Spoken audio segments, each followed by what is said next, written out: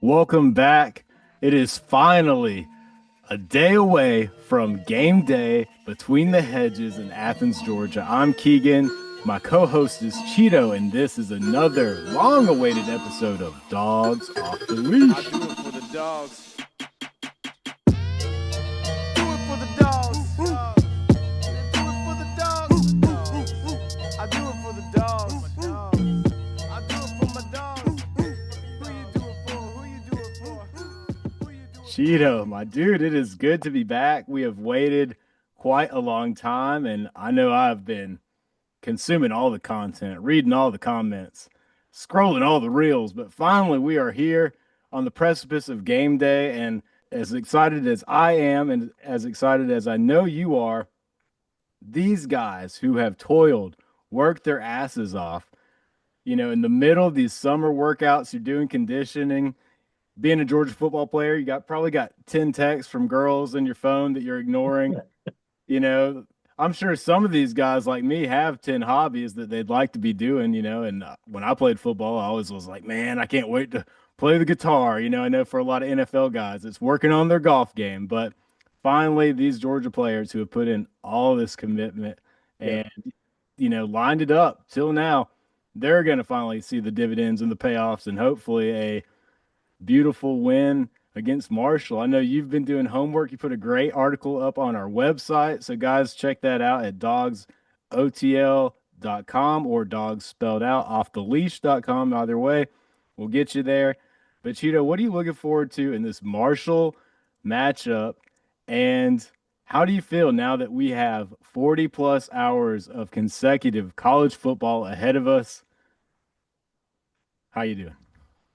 Yeah, it was, you know, and in the article I mentioned, it was fun kind of doing some film prep and watching the 2006 movie.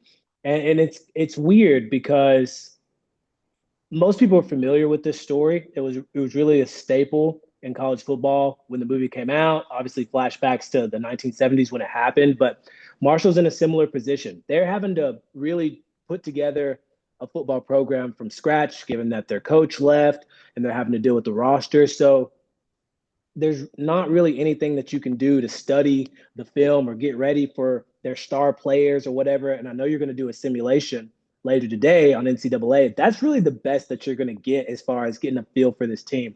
Kirby said as much in his presser. So I'm actually, as much as I'm excited about the start of football, I'm just excited for these guys to go hit somebody else, to have some stats, to have some highlights. No, it's not the sexiest game that Georgia's had in week one in a couple years, but that's okay. This season is going to be a little bit different in how it's going to flow versus how it's been in prior years.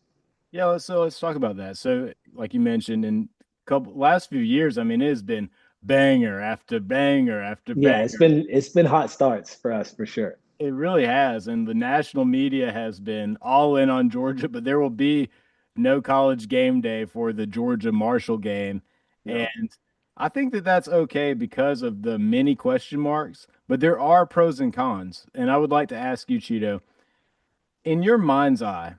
You know, a game like a Clemson or an Oregon, let's just say we were starting off against the Texas or whoever it is this season in Miami, one of these big time teams, this matchup isn't the typical marquee. So there's pros for sure for those bigger games. But in your mind's eye, what do you think pros and cons? Like, what do we have to, take advantage of with some quote unquote cupcake opponents? And what do we have to be kind of careful for? And how do you kind of compare that for the prep work it takes for one of these bigger teams that you might see in the playoffs later on? And Yeah, the pros for a team like Georgia is that Georgia's going to be able to kind of break Gunnar Stockton into this new offense with his new weapons and get comfortable and work on their timing, right? This is going to be more or less a practice game, a scrimmage, a decent scrimmage. It's not that Marshall's completely scrubs, but they're a couple tiers probably below us. That just is what it is. So that's the pro. You get a slow start, you get a chance to build up, use the twos and threes, see what depth that you have, see who's actually going to be able to contribute.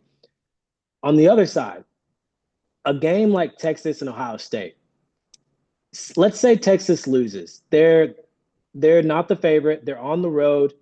Texas is going to probably lose that game, but they're going to be a different beast afterwards if they build off of that loss. They'll know exactly what they're capable of or where they lack after that game. 100%.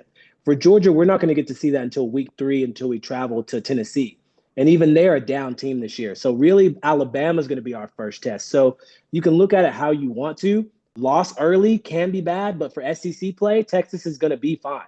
And we're going to take a little bit longer kind of getting up to kind of crescendoing up for my music lovers to that high point in our season. So you can look at it either way.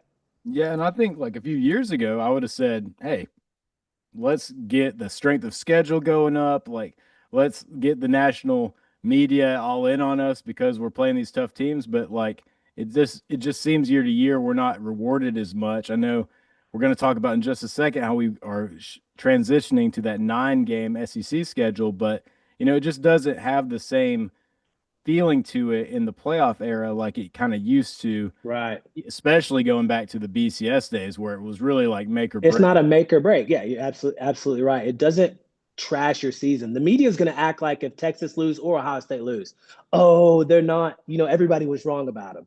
It means absolutely nothing. Texas could go on to just run through the SEC and still do everything that they want to do. So the reactions on Monday are going to be crazy. Same thing for LSU and Clemson. It's going to be hot take, hot take, hot take. It means absolutely nothing. Yeah, and I think this requires a little bit of like human psychology too. I think Kirby is great at keeping these guys locked in. And Yeah. thank you so much to the Marshall linemen who gave us some bulletin material because we need it for a game like this. So really, really appreciate you. I don't know who in the alumni paid you off to say those Hey, he said words. it with his chest too. He's like, nah, for real. I was like, okay, Okay. all right, bro. Hey, yeah, he'd be a great player at Florida State. But Georgia, we're set up nicely for a big game because it really, tests our metal and it gets us prepared. I know like some of the best, this is an analogous comparison, but some of the best times or best grades rather I made in classes were in classes that actually challenged me, you know. And even sometimes like if I have a really hardcore workout ahead of me, I'm going to show up and perform my best. Oftentimes I'm going to meet the moment.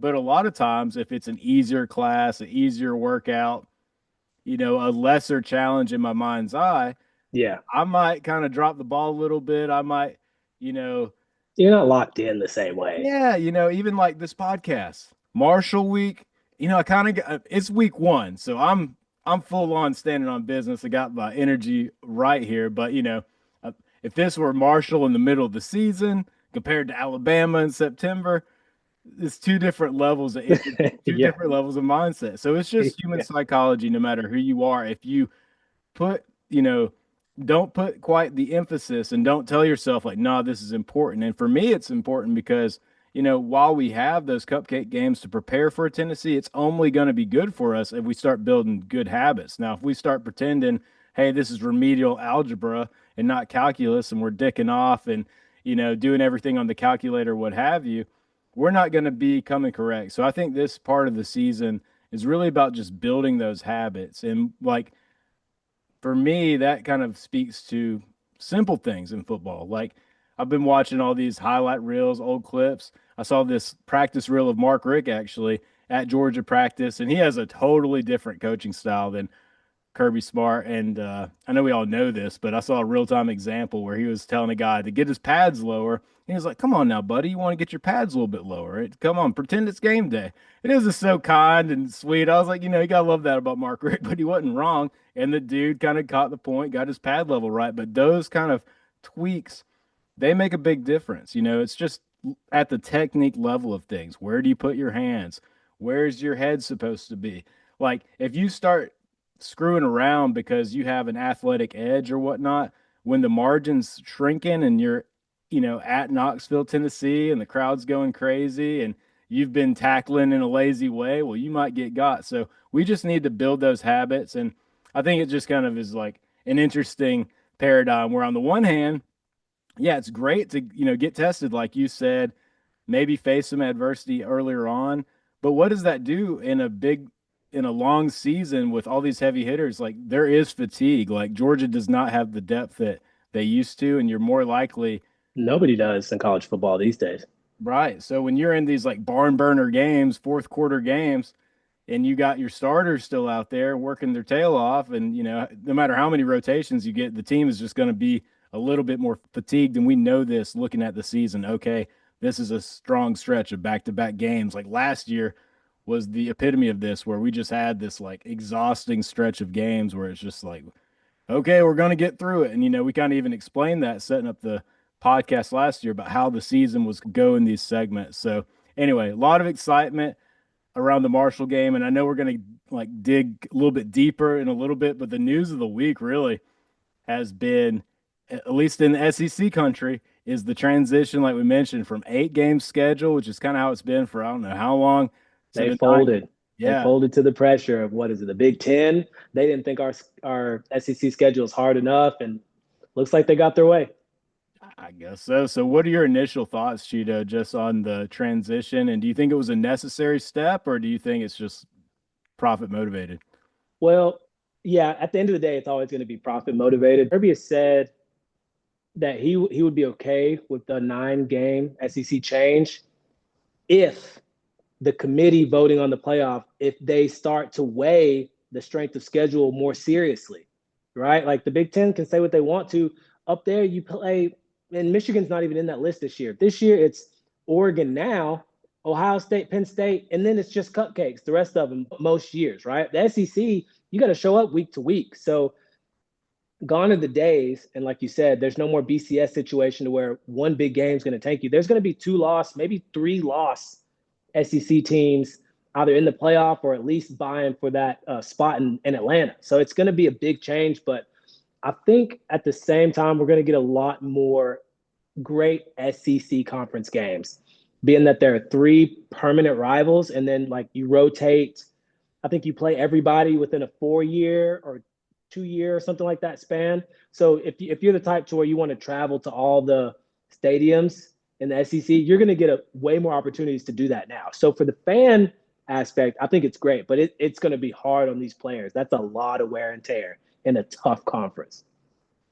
Yeah, and it seems to me like when the playoff committee finally said, "Hey, we're starting to really take the strength of schedule seriously." To me, it was less a moment of like they actually are, and more a moment of like they're trying to kind of like not Exactly.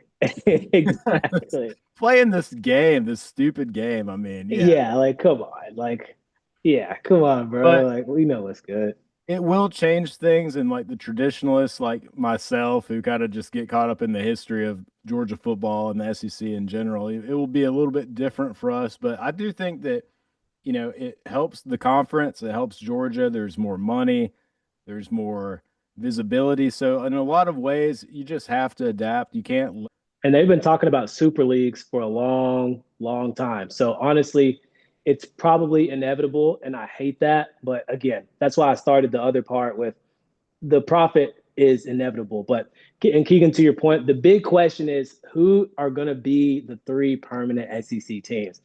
This generated a lot of conversation on Twitter, on social media. What you're going to notice is the first 2 teams on most people's 3 are no-brainers, right? And the thing to consider here are your traditional rivals, the geography, and then an attempt at balance. Not everybody's going to have a balanced team. Some teams like Georgia may be up right now. Georgia's not always been this high on the food chain. Other teams, Texas, LSU, Bama, whatever the case is. So, Keegan, starting with Georgia, I went Auburn, Florida, and South Carolina. Who do you want to see there? And do you think that makes sense? Or where are you seeing problems? Or where would you like some change here with these 3 teams? Yeah, I think it's got to be Tennessee on that third spot. Like Georgia has just built a really strong rivalry with them. And from the traditional lens, I think it's Auburn, Florida, Tennessee all day without a question. But I understand from a balance perspective, you got to kind of put South Carolina in there. So I'm a little bit torn here. I'm torn as well because Tennessee is my favorite game. And I've said this. I said this when I was talking to people on the internet. I've said this with a buddy of mine, Cameron, who's been a guest on this podcast. But Tennessee is not actually one of our official rivals, right? And if it ends up being Tennessee, I'll be fine with that.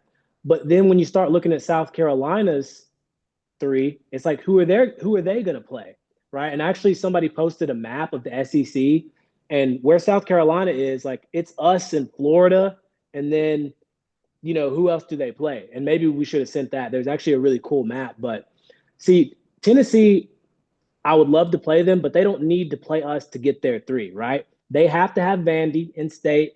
Tennessee, Alabama is a huge game. So who do you give them as their third? UGA or Kentucky, who is actually a traditional rival of theirs. So you see, like you may want this game here, but then you have to think about who's that team's three and Right. how does that cascade. So it makes it way harder trying to make this list. I didn't even know for Alabama. Obviously, they have to play Auburn and Tennessee. A lot of people would love LSU, but that's a tough schedule. And then I didn't know Mississippi State was actually a rival of Alabama. So they need a 3-2. So it gets really complicated really fast. So this was my best attempt at trying to make everybody happy with the region, the rivalry, and some sort of balance. But yeah, tell me where else do you think there like you would like to see some change here? Well, Vandy playing Tennessee, Kentucky, and Mississippi State seems like about the best take on things, I would say. If Vandy's got like the best setup there, probably the easiest three. But, Yeah, I don't know if this has been proposed, but we could have it to where, every team in the SEC has their two teams that stay standard, stay plush, and then have a rotating third team that kind of that switches between, for us it would be like South Carolina one year, Tennessee the next. And I think that would be a way and a system to address balance, keep tradition rolling because I guess in reality with a 9-game schedule, you will see each other pretty frequently. It's not like you will. these teams won't play, but Exactly. yeah, Like Tennessee's probably going to be on the schedule more times than not. You know what I mean? But you got to pick three permanent as it stands right now. yeah, and LSU not playing Bama, I mean, that seems like Yeah, a crime. exactly. So Exactly. it's at some point you're gonna have to kind of kill your darlings, but I do think that with 9 games, there's enough chance for everyone to play everybody, frequent enough. So it's not that tradition's completely going out the window, but it's definitely a good conversation to be had. But I kind of like my idea there of holding two, rotating one, because that would kind of give a little bit of best of both Yeah. worlds. So maybe, Hopefully the SEC office feels the same way. This is what they've proposed so far, but nothing's set in stone. So we'll see. It's going to be when they actually do it, we're going to hear a lot of either backlash or praise for, oh, I wanted Tennessee or I wanted, whoever. So it's going to be, and I love this because like if you go and you Google some of these rivalries, I wasn't aware of a lot of them, and then you have to take in Oklahoma and Texas now, and theirs with Texas A&M, and that like the western kind of part of the SEC. So it's actually really fun to put together. But yeah, that's definitely not going to be the case what I wrote down, but it was a attempt at it. hey, I'll, better than I could have done. I'd have had it'd have been a mess. Hey, they call you the commissioner for a reason, I think. So They do. they do. For Georgia this season, I think to me there's worst case scenario, best case scenario, and probably most likely. I battled for a little bit because I feel like with this schedule, this team could very much go 10-2 and have kind of a similar situation to last year. But dude, the more I look at this wide receiver room, the more I'm comfortable saying 11-1. And the way I think it's going to kind of work out is if we beat Bama at home, I think then maybe we're in trouble like a trap game, maybe that Auburn game or maybe Texas. But I really do think 11-1. And that's because I think this wide receiver room is the best since what, 21, 22 when we had Kieris, AD Mitchell, Lad McConkey, Arian Smith, Brock, Bowers, Washington, and Burton before he left. This wide receiver room is dangerous. And I think that's why I'm kind of happy going 11-1. And I think our championship window is open at the moment, especially since Ohio State's not as dominant as they were last year. That was pretty obvious that they were going to be fighting for that title. Okay, well, 11-1, I would be more than thrilled with that. Can you give me a floor for what you think the season would be like? The floor 9-3. You split against Texas and Bama. You trip up at Auburn on the road, and then Georgia Tech, which I know some people like Mr. Keegan think may have a big season. Then you lose that game too. That's a 9-3 season. Don't think that's going to be enough to get you the SEC championship game this year. Maybe, maybe not. But that's the floor for this team. I think we're too talented, and even though we're young, I think in a really good place. Yeah, bullshit optimism aside, I don't think it's any more unrealistic to say Georgia goes 12-0 this season than it goes 9-3. Now I know Georgia has some tough opponents on the schedule in that on paper model. And these are some good teams, don't get me wrong, but they all have question marks just like Georgia. So, question marks could be answered next week. We're talking about how we sputtered against Marshall, and 9-3 looks a lot more realistic. But the same could be said in the Bama podcast or the LSU podcast or any of these elite top level SEC teams vying for playoff spots. I'm going to be kind of pragmatic, and as time goes on, you're going to hear more hot takes from Keegan about what he really thinks. And in seasons past, I've given more of those earlier on, but I just really don't see enough to. I can give you 12 teams for sure, like we talked about in the last podcast, I think are easy playoff contenders, but anyone can do that. And outside of that, I don't care how much you watch the tape, how much attention you pay. You can't tell me, like, when it comes down to the stat line of the Bama game between Gunnar Stockton and Ty Simpson, like I could give you this. Let's just say we got like the stat line from the future. We don't have the players' names. One quarterback did this. One quarterback did that. They're basically like they both run the ball. They both They're the same. They're the same guy, in my very, opinion. very Really. similar. Like, and they both have like good question marks. Both, hey, like honestly, in some ways, Ty Simpson, 5-star recruit, he developed even longer. It's even more really his time. Mac Jones did it before. Could it be him? Gunnar Stockton, he's a Georgia all-timer in the high school level. He's waited his time. He's shown some good things on the field. Like, there's really you could poke holes in either Yeah. argument. Same Ability, class. I think Ty Simpson was actually even rated just a little bit higher than Gunner. So they are like the same type of player, absolutely. yeah. So I mean, it's just like we it's fun. I'm all about it, but we really don't know this season. There's not one team that just has a path. But I think that bodes well for a team like Georgia. I think that bodes well for the top five, top seven, is that there is no dominant team. And the parity that the NIL era has caused across the sport is good, right? There's no guarantees, but at the same time, like it's going to make for great games, a great season, and it's just you go out there and play any given Saturday in this case, right? So I'm really excited for what starts on Saturday.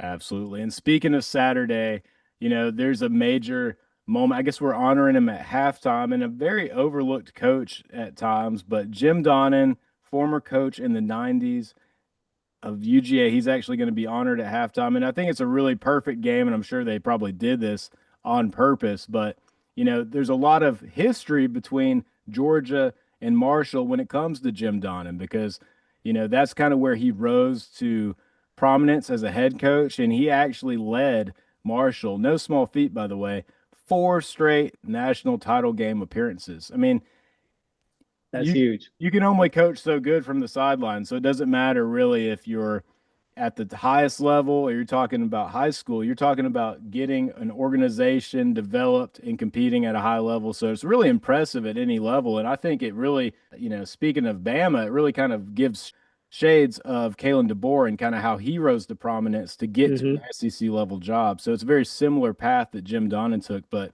he won the national title twice in those 4 appearances. And then it was Vince Dooley who remembered Jim Donnan as a player leading a comeback. I think it was NC State NC State. that beat Georgia, and he remembered him as quarterback, had been tracking him his whole career, and then sees this up and coming coach and knows that was his guy for the future. You know, lo and behold, he hires Jim Donnan. The rest is kind of history. Jim Donnan was Kirby's coach in the presser this week. On our socials, I shared how Kirby kind of detailed his first job offer after getting cut in the NFL, and it was actually Jim Donnan who, basically kind of created a position. Was like, we'll find something for you to do. You're an administrative assistant. You can just throw that word on anything. It sounds like a made guy mafia job or something. Pretty cool history there.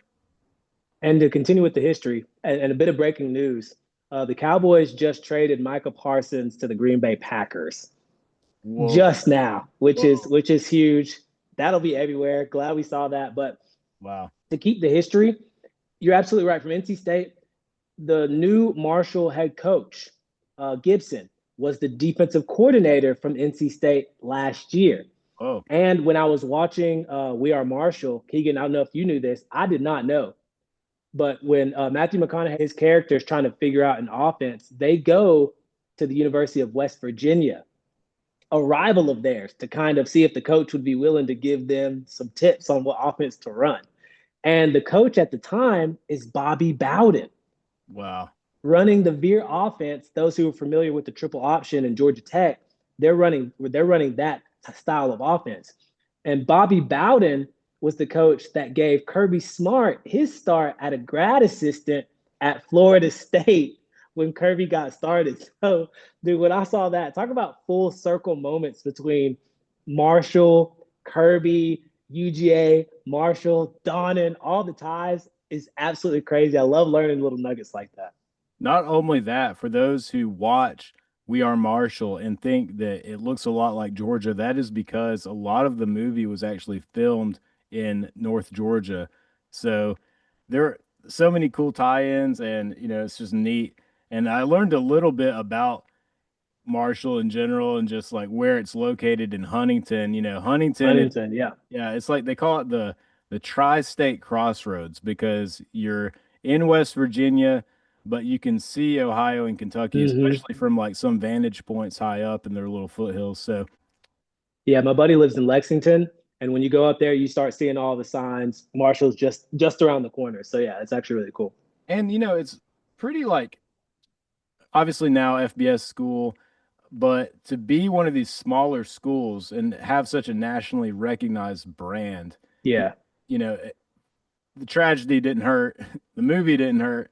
But besides that, before all that, it was, such a big impact on that community because it's been a major football hub.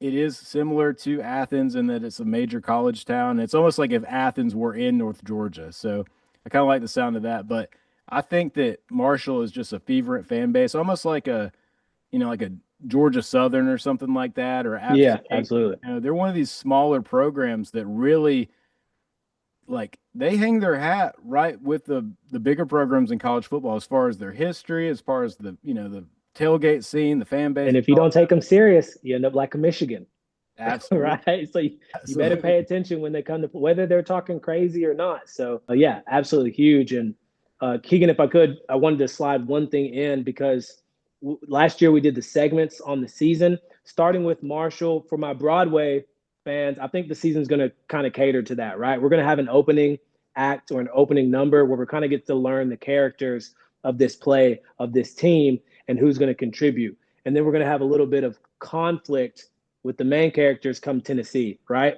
A brief intermission in the bye week before we start the second act with SEC play.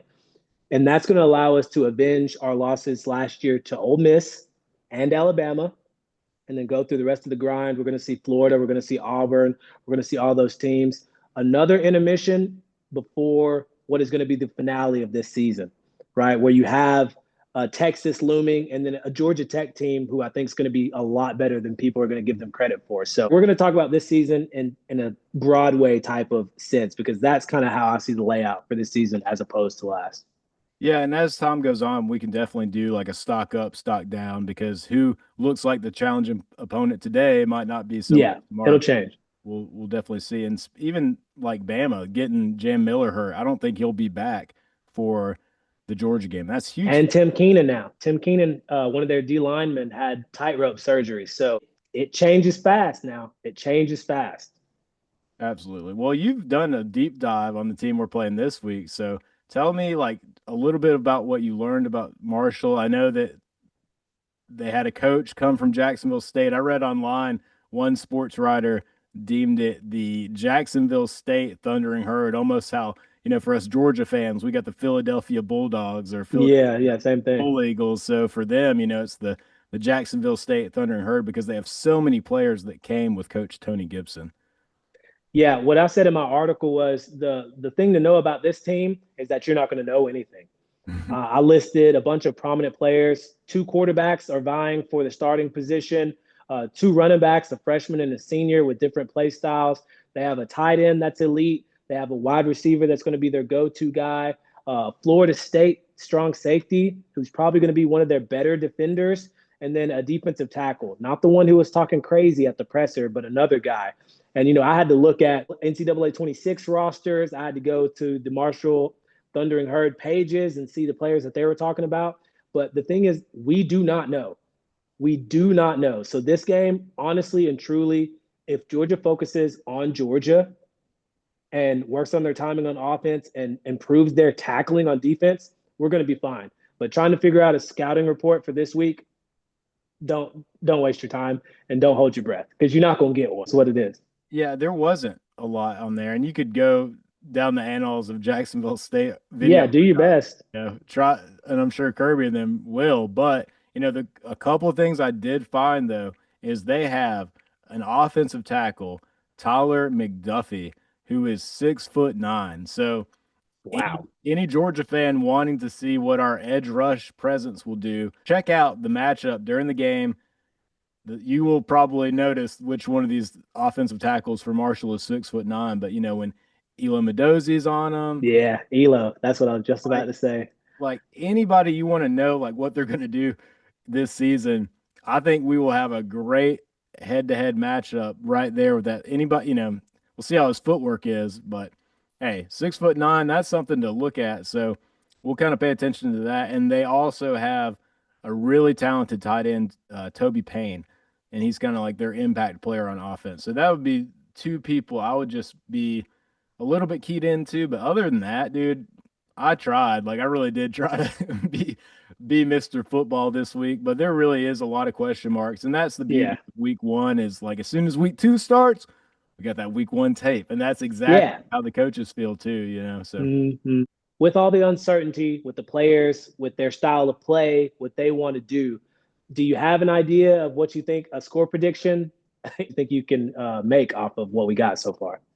Well, I'll just say this. If we don't put up 40 points against Marshall, I will be worried for this season and just going into week two. And I think being creative is just the general theme of this season because we have so much talent. And when you have this many guys, you see it be problematic sometimes at the high school level where it's like coaches just don't know how to use the talent they got. And I think that's the biggest challenge for these coaches. In reality, you should not have 11 starters on offense, defense, and special teams. You should have really about 15, 16 guys, depending on the package that you put in, that could call themselves starters. I think that's the best way to move the needle this season and have, this Georgia team thrives. No, I was going to go. I'm going to go with your 40 points. I'm going to go 48 Georgia to 13 Marshall. I just think the talent kind of overwhelms them. And what they want to do is kind of irregardless.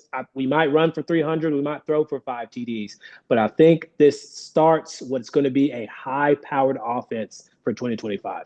Yeah, give me Georgia on top, 45-6. Okay.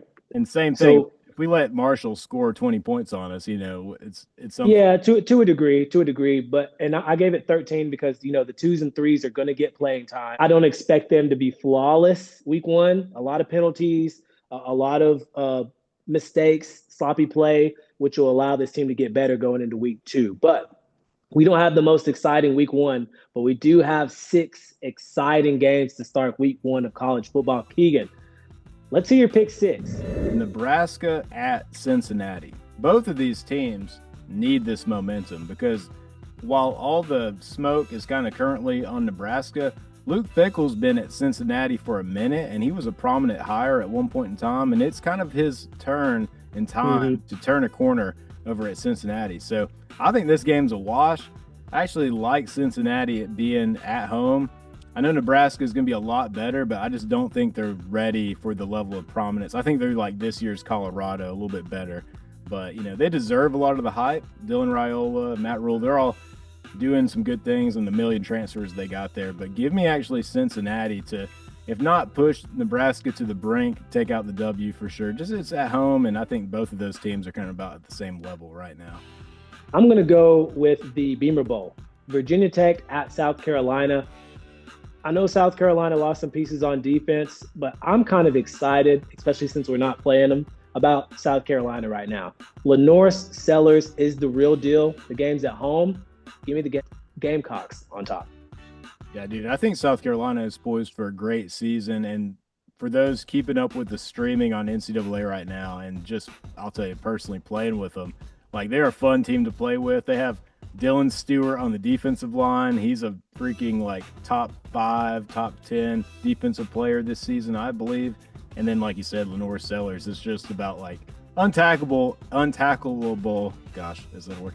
Untackleable in the video game. But I mean, in real life, he's up there with like some of these more physical runners of the last 20 years at quarterback. So like, I think Lenore Sellers could easily be making a deep Heisman push. Give me South Carolina in that for sure.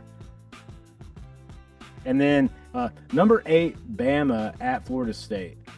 This game to me could get a little bit hairy for Bama just at being on the road. I like Bama's odds for sure, but I mean, I just don't know. I just can't believe that Florida State would suck as much as they did after being so good. I cannot believe in my historical, grounded college football mind that Florida State would suck that much. I know Marshall's replacing a lot of guys, but they're Marshall and they'll figure it out eventually. But this is Florida State. This is a big-time program that just attracts like high-level players in a high-level football state, Florida, too. So I think this game's going to be actually way more competitive. I like Bama, so I'll get ahead of it. I'm still going with the Tide, but I do think this game will be a lot more interesting. And that Florida State quarterback, if you guys remember, he's the one that called Bama out, went out on a limb, talked all his shit. They don't got Nick Saban. He's a solid quarterback. He's mobile.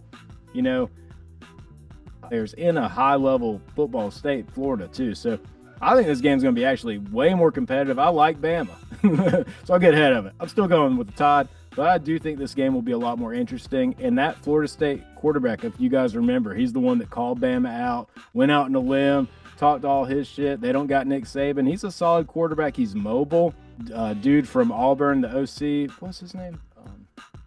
He led Auburn to a national title, the head coach. Gus Malzahn is their OC, and he's had success against Bama in the past, and he's just a bold play caller. I do like Gus Malzahn's play calling, so I think it'll be close. Chito, is there any smoke to what I'm saying, or is it just a wipeout game for Bama? I think Bama is going to be one of the elite teams this season, and a couple weeks ago I had them circled, no problems.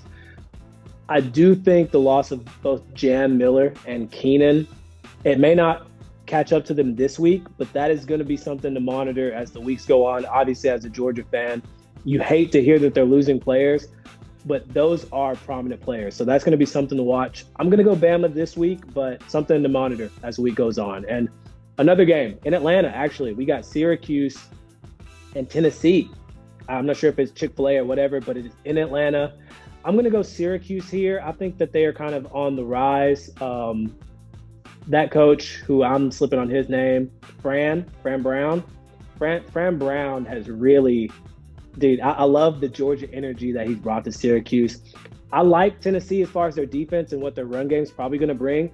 But with Nico gone, who's this Aguilar guy? How's he going to play? And then from what I've heard, they don't have any weapons. And a lot of the weapons that they do have seem to be banged up. So that offense, if you don't got those wide receivers to help you make plays, I think it really slows them down. So I'm going to go Syracuse and Atlanta.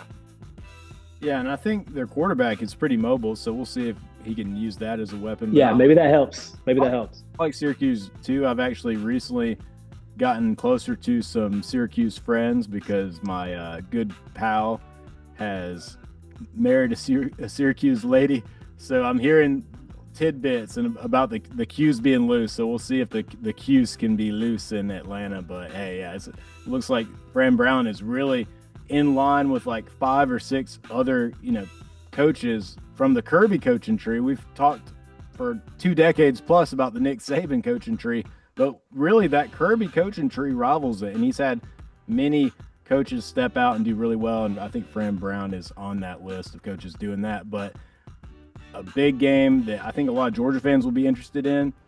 He's back against the team that he did not get to play against. It'll be Notre Dame at Miami, led by Carson Beck. I think it's kind of fortuitous and a little bit coincidental how that kind of shook out. But do you think that Carson Beck is due for the season he was poised to have last year, or are we starting off with a Miami L? Because mind you, Miami has been putting in work. It's not just Carson Beck to play savior. They've added a lot of quality players to this roster. So Carson jumps right into an offense that helped Cam Ward go number one. So you expect him to use his NFL arm to sling it all across the field and to make a statement week one. However, reports are that Miami doesn't have, and maybe he's used to it after the wide receiver core that he had at UGA last year, but it doesn't sound like he's getting a big bump in the weapons that Carson's going to have at Miami. And then on top of that, Miami's not really known right now for handling playoff level teams quite well, right? Notre Dame's going to come in here with a playoff level defense. A lot of people aren't familiar with their quarterback, but he's one of the Carr brothers, Derek Carr, the other Carr that's older. So this is like a Manning, like a layman's Manning coming in at Notre Dame. Plus Jeremiah Love and that defense. I don't think Miami's ready for that week one. I think they'll be a good team, but not Notre Dame level team this year. I'm going Notre Dame. And that's the thing. Notre Dame has been climbing. But there's just a short list of teams that can just keep climbing or even just maintain once you get that high up. So I think it's like, there's every argument to be made that Miami takes a step forward. That I'm totally clear on. Now, is it a step that can eclipse? Yeah, is it a seismic step? I don't think so quite yet. That's a good question. So I think it'll be a great game, but this is one of those games where we will know a lot about how not just these teams are, but just how the landscape of college football is. Because if, let's say, Notre Dame comes in there and blanks Miami, well, hey, the ACC is wide open now. Clemson, Georgia Tech, it's theirs to lose. Syracuse can make a push. Like, it just will change the conversation, and that's why I'm very excited just about that aspect of week one, is just getting a little bit of clarity on like what's going on here. Absolutely. And there's and you are going Notre Dame, right? I am going Notre Dame for this, yes. Good. Okay. So I know you're a fan of one of these teams. In a close one. Carson. Yeah, it'll be close. It'll be close. But Carson's not better than Cam Ward. You know what I'm saying? No, but if Carson Beck got any better in the offseason, which I would think he would get a little bit better, he's due for a great season. I mean, I think a lot of the scouting reports on him are spot on. It's just that, I don't know. We'll see. It's college level. Will he be a great pro quarterback? I don't know, but we know he's a great college quarterback. So he can do that. But and we'll end the last two with the games of the week. And I'm going to start with my favorite. I know, Keegan, you got a little bit of skin in the game on the other side, but I'm going to go Texas at Ohio State. And we talked about it a little bit earlier in the podcast. I think Texas is being built up right now for failure in this week one. Arch Manning, as good as he may be, he's not peak Arch Manning right now today. He's not going to be peak Arch Manning on Saturday. To me, on the road, Ohio State national champions, they have the two best players right now on the field, and Caleb Downs at safety and Jeremiah Smith at wide receiver. I think that's just too much, asking too much of Arch. We know the blueprint to beat Texas has been the past couple times we've seen them. You stop the run, you win the game. Now, Ohio State did lose their defensive coordinator to Penn State, which is a huge loss, but they bring in Matt Patricia, a great coach from the NFL, and they still got, the wide receiver guy. I think Ohio State takes this one, but I think it's bad for the rest of the SEC because I think Texas goes on just on a run after they lose this opener. Dude, I think that, as much hype as Arch Manning has gotten, I think I think like 85 to 90% of it is deserved based on his talent. That extra 10 to 15%, by all means, maybe that's because of the Manning name, but I think Arch is the real deal Holyfield. So I think actually Texas is going to push based on quarterback play. I agree. Oh, and Julian Sayin too. I didn't even mention Julian Sayin, the new quarterback. Anyways, I can't wait till this game is over because we're gonna see. He's either gonna be validated by this game, or they'll tear him down like they always do. Arch Manning's not what we thought, but anyway, sorry, continue.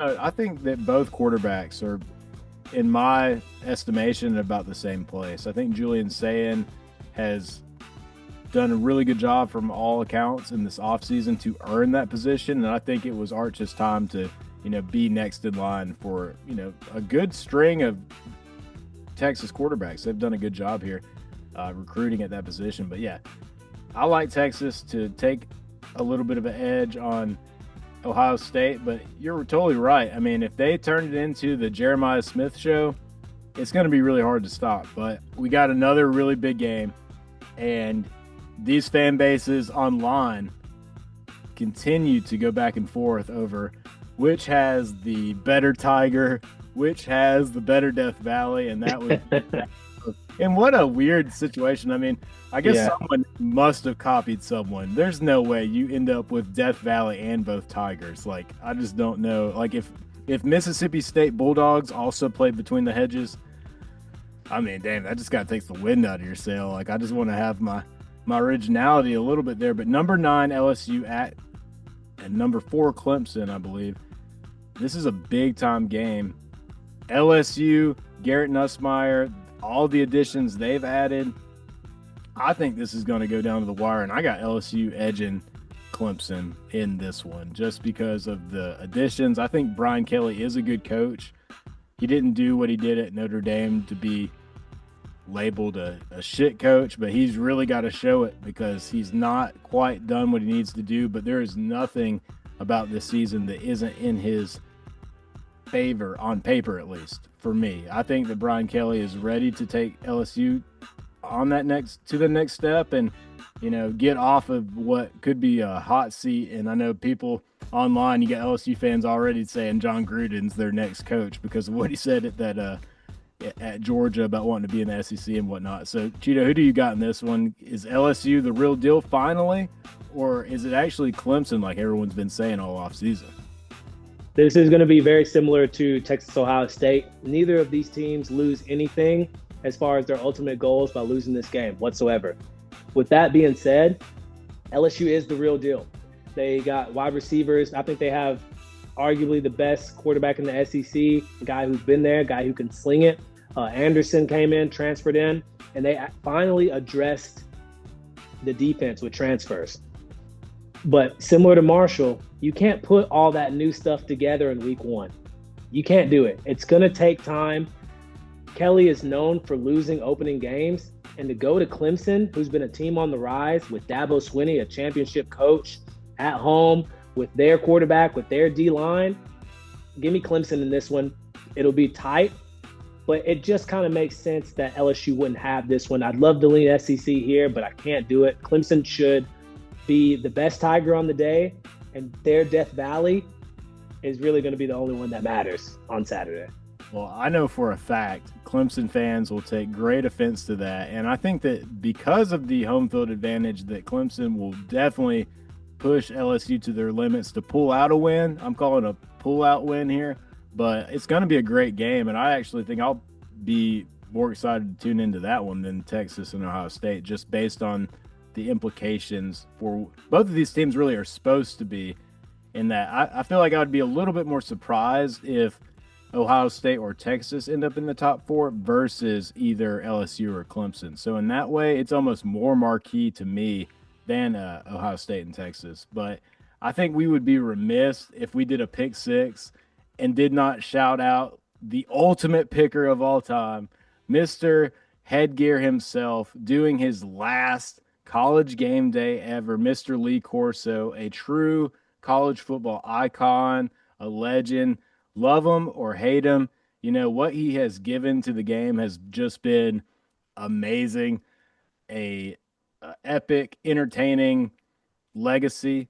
And, I guess fan bases for the longest time, including ours, have been on the side of the fence where it's like you want Lee Corso not to pick your team because there's a curse. Oh, the reverse curse. A Yeah. reverse curse. If he picks your team, you're going to lose because he had a streak there of losses. But then again, there were times where he picked Georgia and we ended up winning. So, of course, that's not fully true. But Lee Corso left a hell of a legacy. I put together a little edit this week, little shout out to Lee Corso and just some of the greater, better Georgia picks on there. One of them I actually attended was a college game day in Clemson 2013. I drove up from Athens, and that was actually my first college game day I was able to attend. And I wanted to make it, it's not a very long drive, but Lee Corso pissed a lot of people off that day.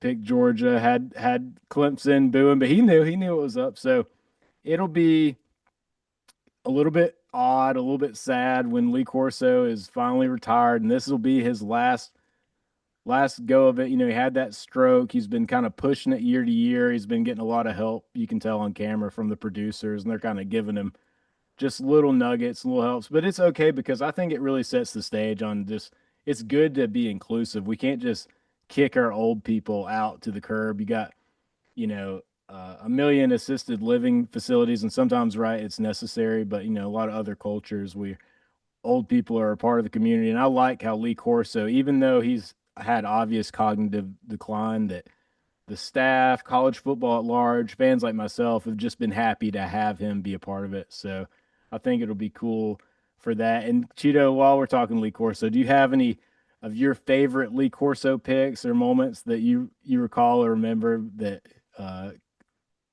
light you up? Yeah, so for me, it's a little bit different. I didn't really grow up watching college football early in the mornings because I do my church stuff on Saturday, but I know he's a staple to the game. And what I remember mostly was literally him swearing on national TV and like the whole set just going crazy. He's like picking somebody, he's like, F it. He tosses it in Kirk Herbstreit.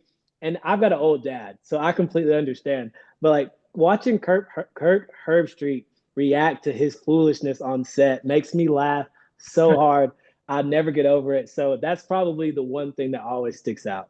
Oh yeah, and there's that famous clip where he now it's not very politically correct to call a small person anything but a little person, but he calls the little kid a midget when he's like on set, like on one of the stages. That's a viral clip. But yeah, Lee Yeah, I Corso, saw that one. I saw that one just the other day, actually.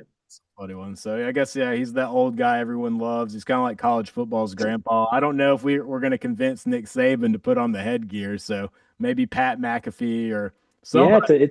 it's a changing of the guard. It's a new era. So I'm actually kind of curious who they get up there. I think Nick Saban would be if you love talking football, Nick Saban's the guy that you need. So we'll see. We'll see how who's next.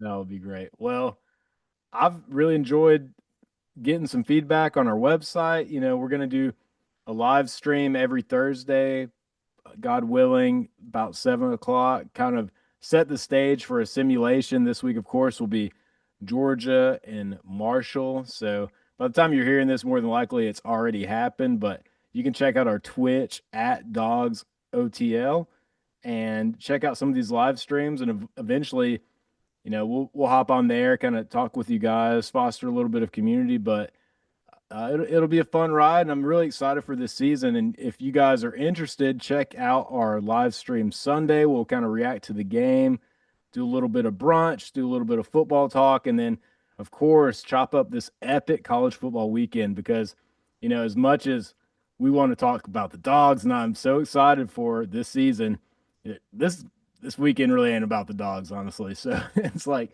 we're gonna have to get in line. I still haven't even picked out what cable service I'm gonna like pop in. I saw that ESPN has a $30 deal right now. I'm trying to see which one of these guys is not trying to rob me the most. And not only that, with the Sunday stream, we'll get to talk about all these teams, and it's draft day for a lot of people. So it's gonna be a great stream. You absolutely do not want to miss it. Yeah, Chito, do you have any dogs that you're looking at drafting? Do you We're mind? going to talk about that on Sunday. All the dogs that are going to be relevant to fantasy football, because I know a lot of people are excited. Obviously, you have the big names, but we're going to definitely chop it up. Y'all tap in. It's going to be a great stream. Hey, sounds like a draft day special edition. Very excited for it. You guys follow us on all our socials. It's at Dogs Off the Leash, spelled out pretty much everywhere except for Twitch and Twitter. That's Dogs OTL. And then it's dogsotl.com. Check out some writings from Miss Peggy, from Mr. Chito, and eventually Hey, Miss myself. Peggy went dumb on that article, man. Yeah, Yeah. y'all gotta check it out. It's good stuff. But listen, college football's back. There's no more waiting. There's no more talking. It's just gonna be football and highlights for for the foreseeable future. So, Dog Nation, we always appreciate you guys tapping in. Make sure that you listen to us wherever you get your podcast, whether that is Spotify or Apple Podcast. You can also check out the video on YouTube, which will be chopped up here soon. And as always, guys, you know what it is. Have a safe weekend. Go Dogs. Off the leash. Do it for the dogs. Do it for the dogs. I do it for the dogs. I do it for my dogs. Who you do it for? Who you do it for? Who you do it for? Who you do it for? I do it for the dogs. I do it for my dogs.